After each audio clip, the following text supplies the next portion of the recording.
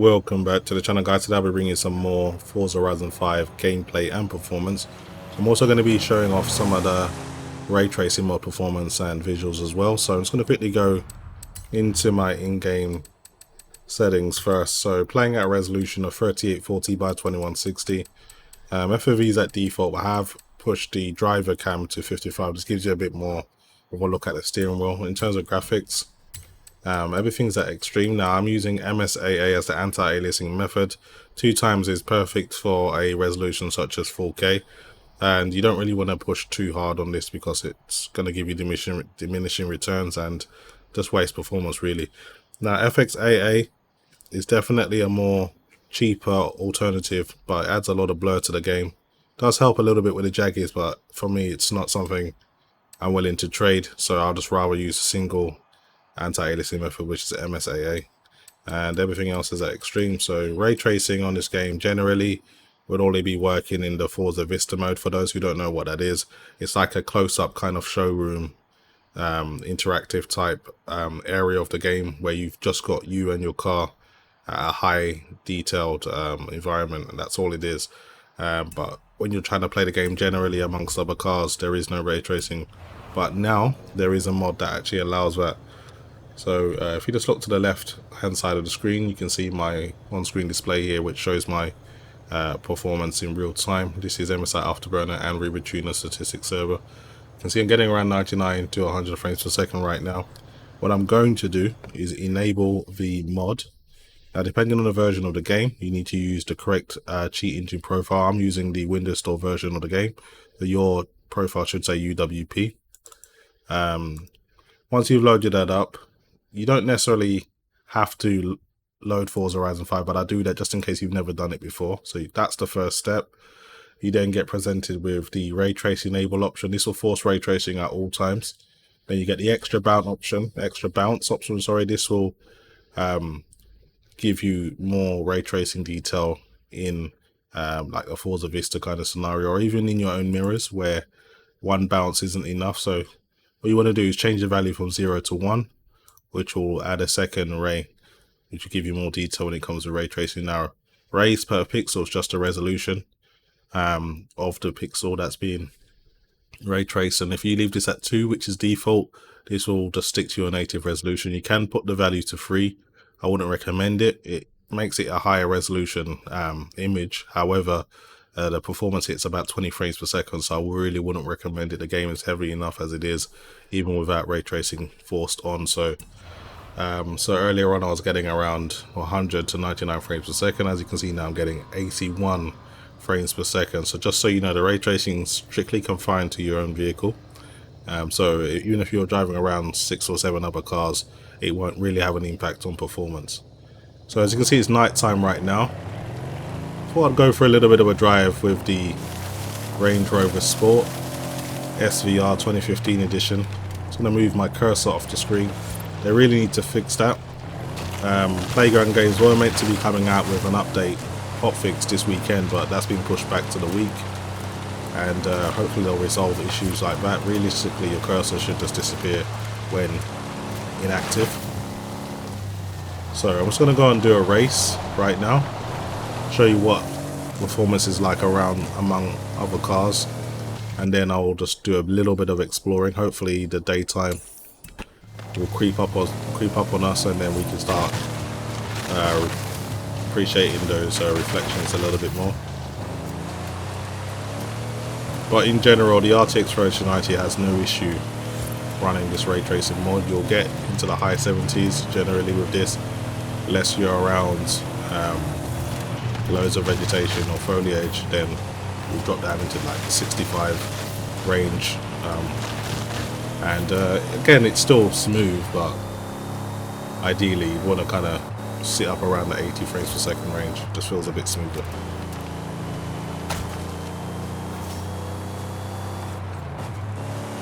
So the game's just been a ton of fun.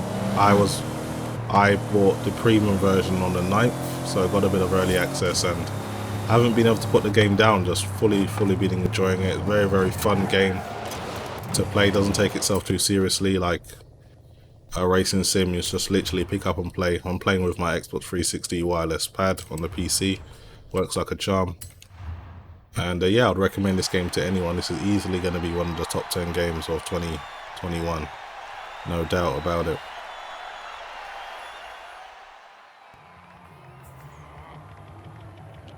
Okay, so sometimes when you enter the race, it doesn't exactly take on the time of day of the when you're exploring. So as you can see, we'll be off to see some performance in a racing environment. Just dipping down to 60 there at the start of the race, but that's just something that generally happens anyway. Yeah, around the mid 60s at the moment.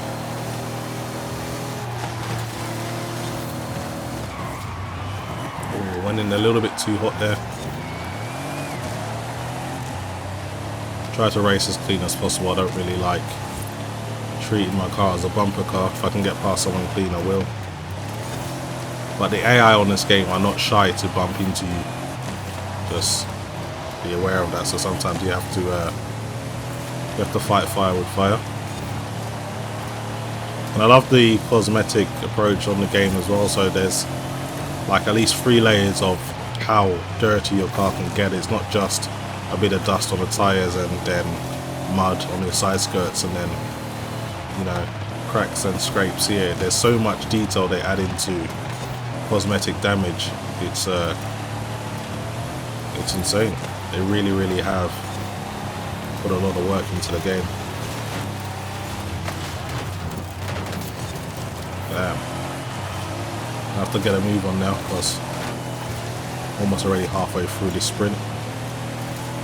So as you can see, like the dust just flying up on top of the car now, pretty much covering the whole rear bumper. And our rear windshield's also cracked as well. But you can actually set the damage to be strictly cosmetic, so only for appearance's sake, or you can actually have an effect on how the car performs as well. So it's great that they give you the choice.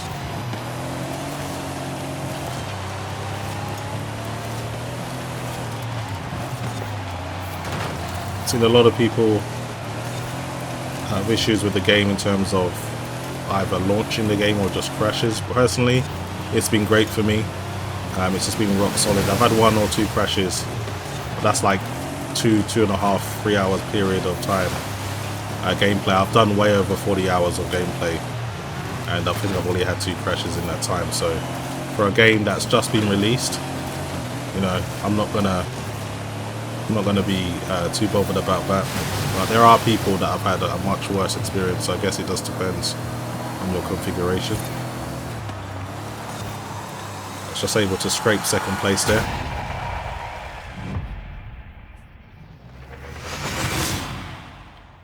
So as you can see, in a racing environment, things are not too bad. You still hold above 60 frames per second. Granted, if you're gonna run extreme settings, you're gonna need some decent hardware. This game is a lot more demanding than Forza Horizon 4. But anyway, let's get into some off-road exploring. That's what I really want to do. So let's see how the Range Rover handles climbing up some hills. And I didn't even see that big tree stump there. I thought it was just one of those ones you can normally just push out of the way.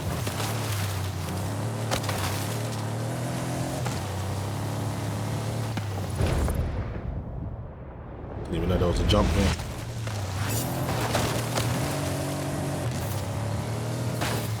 Yeah, visually the game is just such a treat.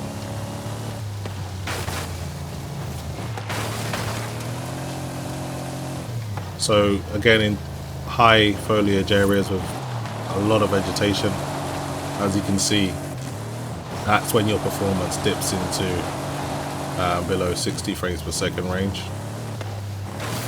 But other than that, you'll be fine.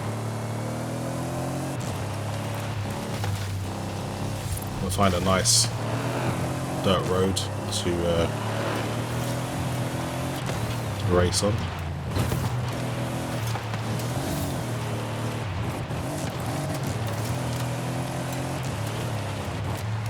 Another good thing about this game is obviously you can upgrade your vehicles, but when doing so, changing out some of the parts will actually alter the way the vehicle sounds. So whether it be an exhaust pipe or just putting on a turbo, that will change how your car sounds. So the game actually allows you to rev your engine on the part before you actually purchase it. So if you're not too keen on the sound of the engine after installation of that part, you will know beforehand, so you don't need to waste the money, which is a great approach. I hope more games do that, because you'd think people only care about how their cars look, but how your car sounds is also just as appealing. So it's good that they've gone with that approach, because I've done videos where I'm driving like a V12 natural aspirated engine, and people are like, hey, that doesn't sound quite accurate, but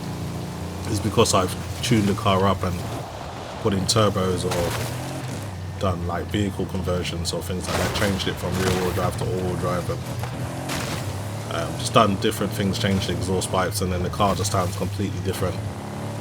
So it's more of an attention to detail of the game than them being inaccurate, for those who don't know. And let's try and find some mountains or something to explore, something I can climb.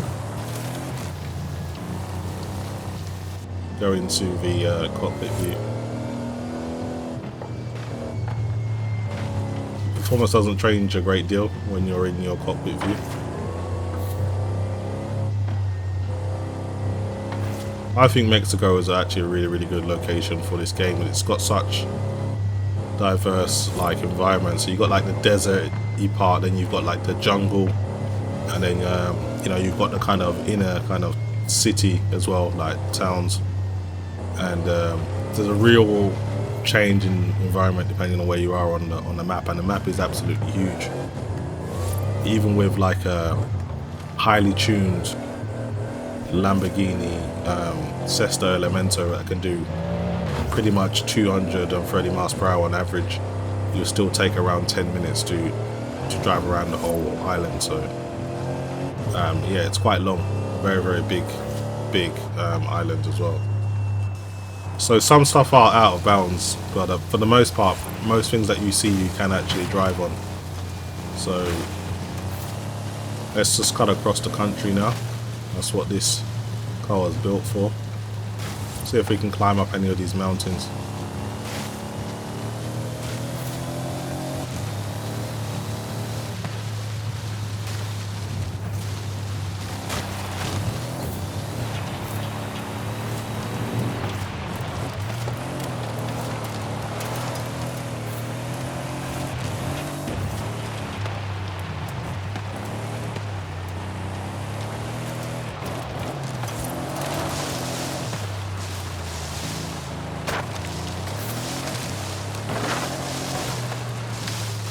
One of the biggest upgrades is just everything outside or around you, the trees and just other kind of assets that they've added to the game. Even the floor is at least 2 to 3 times more detailed than Forza Horizon 4. You can argue that the cars look similar. There is more detail there, but it's not as dramatic. But definitely the environment has gone through a massive increase in, I don't know if it's pixels, shadows, whatever they've done, it really does show. And for those who have played Forza Horizon 4 recently, within 5 minutes of playing Forza Horizon 5, you can see the difference straight away.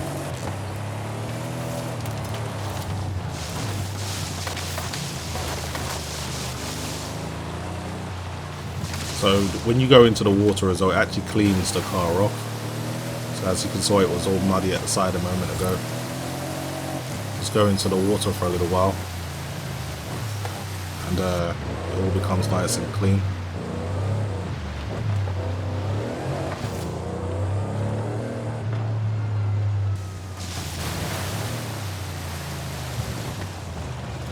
Okay, the mud's gone. See, just the level of detail they've gone into the cosmetic damage is definitely commendable. You won't really see too much better than that. I'm interested to see what Gran Turismo 7 has to offer. Granted, it's a different type of game. Forza Motorsport 8 will be its direct competitor, but I don't think we're going to get another Drive Club for PlayStation, so You know, that's the only game we're really gonna have to kind of compare it. And I've got a PlayStation 5, even though I'm a PC gamer, so I'm looking forward to that. I really gotta say, I am disappointed with the amount of games that have been released on the PlayStation. I mean, I've got Returnal, I've got Spider-Man Miles Morales, I've got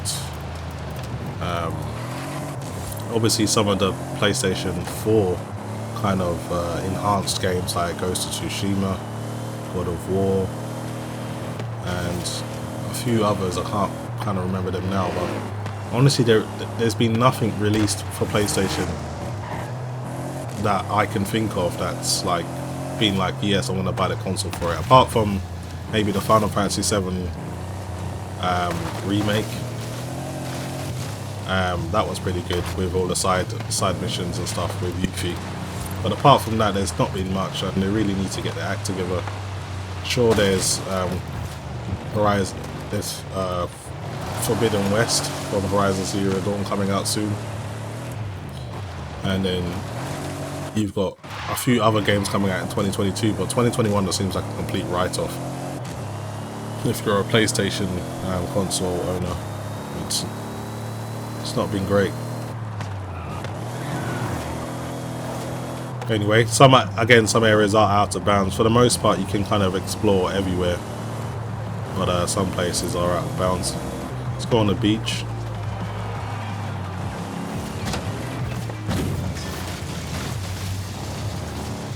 Have some fun on the beach.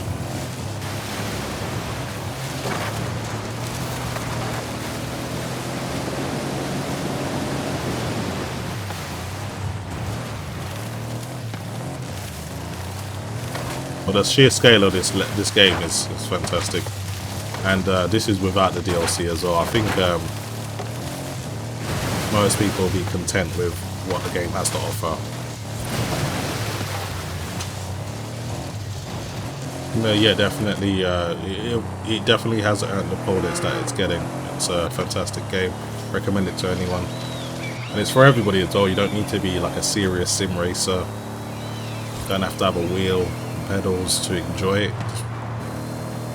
Just put it on easy, get your control pad out if you're rubbish at driving games, and you still have quite a lot of fun. So yeah, gotta give it to Playground Games. They've done a great job with this game.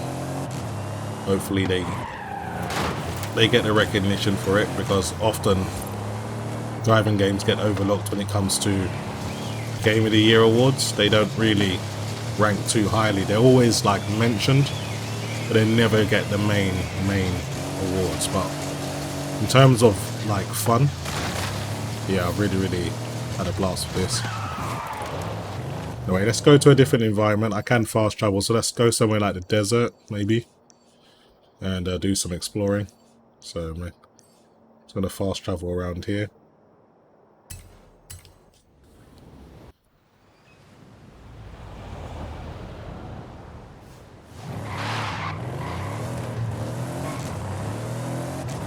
Let's go up this hilltop. I think there's a jump here as well.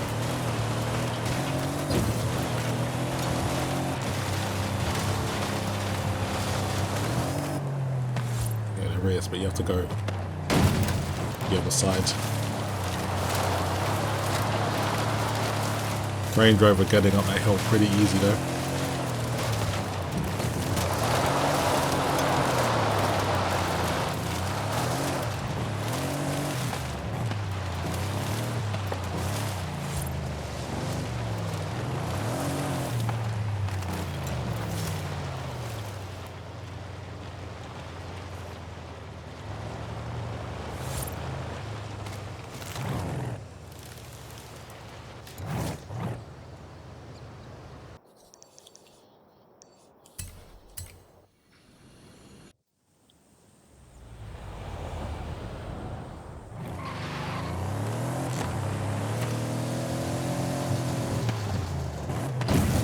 You got a deserty area as well. Just so much to explore on this game, it's crazy.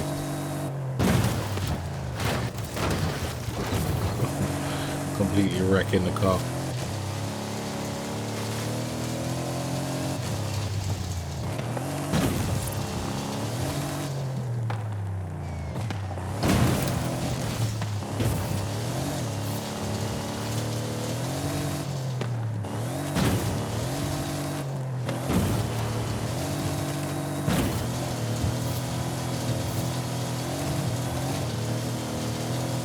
Anyway, there's a jump over here that I want to complete, so let's get a bit of a run up.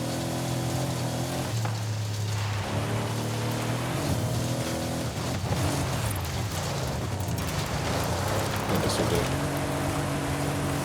Just want to quickly fix the cosmetic damage. Okay, let's try this jump.